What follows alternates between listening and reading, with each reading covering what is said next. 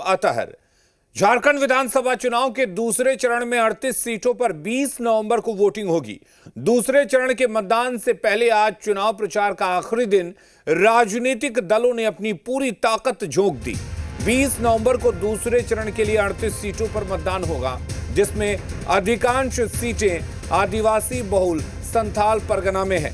इनमें से 28 सीटों पर एनडीए और आईएनडीआईए में सीधा मुकाबला है, लेकिन 10 सीटों पर त्रिकोणीय संघर्ष की स्थिति है।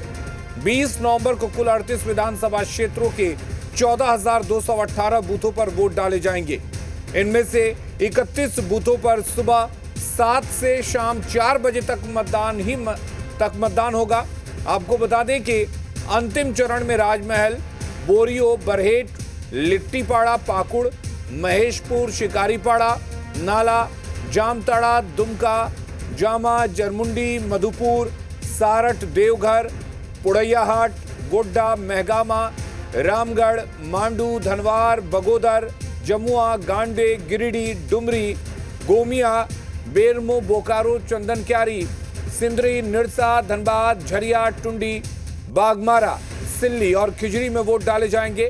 इस चरण के चुनाव में जिन प्रमुख राजनीतिक दिग्गजों की अग्नि परीक्षा होगी, उनमें हेमंत सोरेन, बाबूलाल मरांडी, लोबीन हेम्ब्रम, हेमलाल मुर्मू, स्टीफन मरांडी, रविंद्रनाथ महतो और सीता सोरेन शामिल हैं। इसके अलावा बसंत सोरेन, लुइस मरांडी, बादल, हफीजुल हसन, रणधीर सिंह, प्रदीप यादव, दीपिका पांडे सिंह, कल्पना सोरेन, अमर बावरी, पूर्णिमा नीरज सिंह और सुदेश महतो का नाम शामिल है।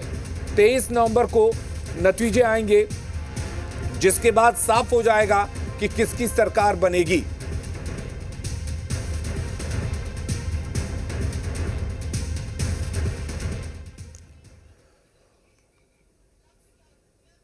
और हमारे साथ चंदन जुड़े हुए हैं। चंदन, आज दूसरे और अंतिम चरण के मतदान के लिए चुनाव प्रचार का शोर अब थम चुका है, लेकिन क्या यह माना जाए कि प्रचार का शोर जरूर थमा है, लेकिन अब भी कल का वक्त बाकी है और जो सियासी बयान आ रहे हैं, दावे हो रहे हैं, दावों का शोर अब भी जारी रहेगा?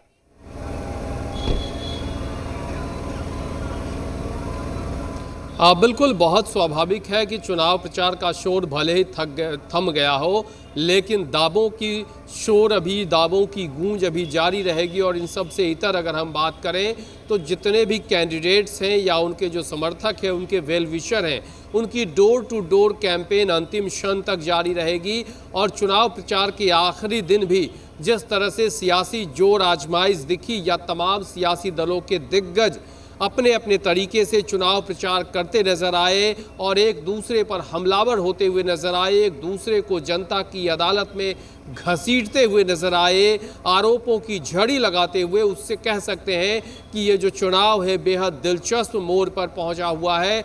और अब 20 तारीख का सबको इंतजार है, जब दूसरे चरण के लिए वोटिंग होना है। वोटिंग के दिन जो वोटर्स की बारी होगी, तब तक जो उम्मीदवार, जो समर्थक या फिर कहें सियासी दल के लोग हैं, उनकी जिम्मेदारी पूरी हो चुकी होगी। और 38 विधानसभा क्षेत्र के लिए 20 तारीख को जनता को निर्णय लेना होगा।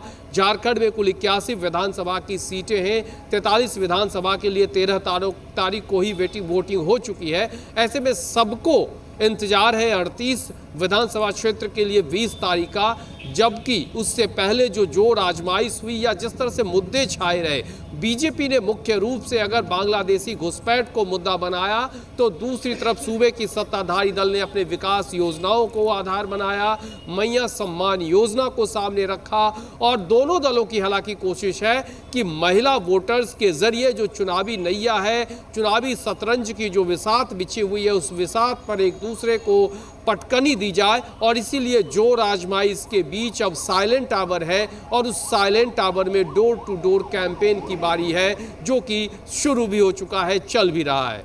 बिल्कुल चंदन, आखिरी चरण में 38 सीटों पर मतदान होने हैं, लेकिन बात अगर की जाए तो संथाल की तमाम सीटें काफी अहम है। संथाल को गढ़ माना जाता है जेएमएम का, लेकिन इस बार कहीं ना कहीं बीजेपी ने जिस तरह से एग्रेसिव चुनाव प्रचार किया, तो बीजेपी की भी पूरी तैयारी है संथाल में सेंध लगाने की।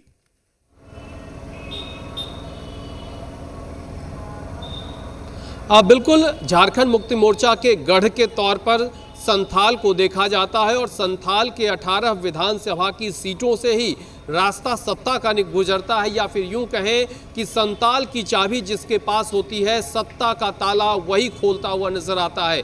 2014 में संथाल में बीजेपी ने अच्छी सेंधमारी की थी, लिहाजा सत्ता में बीजेपी पहुंची थी। 2019 में उस तरह की गढ़ में भेदने की कोशिश जो बीजेपी की थी वो नहीं हो पाई थी और फिर सत्ता की चाबी या कहें सत्ता झारखंड मुक्ति मोर्चा गठबंधन के पास रहा था। अब एक बार फिर उस गढ़ में बीजेपी की कोशिश है सेंधमारी की, मेहनत और जोरदार कोशिश हुई है, दोनों तरफ से पुरजोर कोशिश हुई है और तमाम सियासी दिग्गज अपने आप को संथाल में केंद्रित करके एक दूसरे पर आरोप प्रत्यारोप करते रहे हैं। बांग्लादेशी घुसपैठ का मुद्दा हो, बेटी रोटी और माटी का मामला हो, या फिर जिस तरह से सूबे के सत्ताधारी दल ने बांग्लादेशी घुसपैठ और एनआरसी यूसीसी के मुकाबले में कहा कि यहाँ सीएनटी और एसपीटी चलेगा, तो इस तरह से एक दूसरे को बयानों के जरिए आरोप प्रत्यारोप के जरिए जवाब देने की कोशिश हुई है। लेकिन संथाल की 18 विधानसभा की सीटें ही तय करेगा कि सत्ता पे एक बार फिर से कौन काबिज होगा या सत्ता की चाबी किसे मिलती है। संथाल में सत्ता की सीढ़ी किसके लिए बहुत आसान हो जाता है। बिल्कुल चंदन, अगर बात किया जाए इन 38 सीटों में सियासी दिग्गजों की, तो इस बार कई ऐसे चेहरे हैं जो चाहे वो जेएमएम को हो, चाहे वो बीजेपी को हो या फिर आजसू के हो, कई ऐसे चेहरे हैं जिनकी साख दांव पर लगी है। तो क्या लगता है किन के लिए ये राह आसान है या और किन के लिए राह काफी मुश्किल दिख रही है?